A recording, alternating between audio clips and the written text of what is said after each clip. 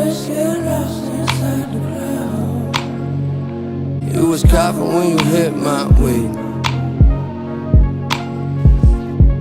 but I've never seen you feel that free. You don't really like to sleep alone.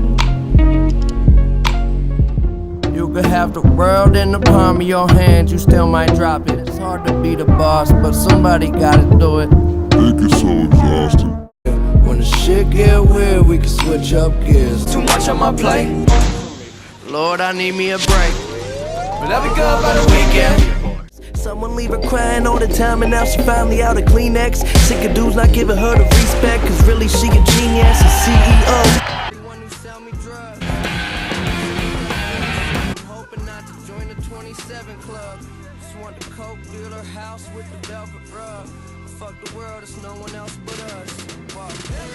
Despite someone maybe having everything, whether it be material or even, emotional fulfillment, it can be taken away from them in a second. Famous people in particular, you have this persona of them, but the persona is not exactly who they are. Like, as a person, you don't know what they're mentally going through. And even like in everyday life, like, people may see you, but they have no idea like what you're actually going through, and you can't blame them for understanding,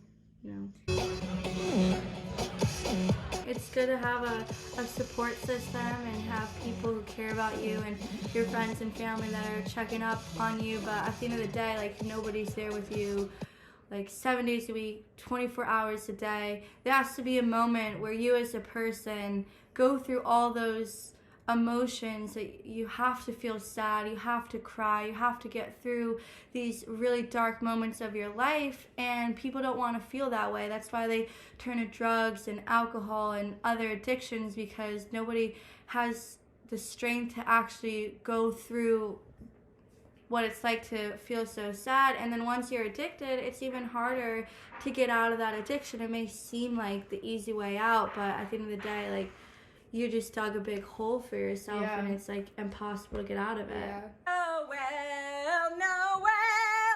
Kurt Cobain and things like that, like, no one really looked into these mysterious deaths. They just assumed that it was like drug overdose, but finally I think Mac Miller was that star where people actually looked deeper into his death, and you found out that there was negligence, it was premeditated murder. He's going under trial now, and we're seeing a new light to celebrity drug abuse and not just blaming it on like, oh well, they're addicted. You have to look deeper into these deaths. You can't just paint a picture of like, they're celebrities, they knew what was happening to them, but you just see it with so many different types of celebrities. Especially, like, the young stars, like, the people that got famous at a very young age are just so...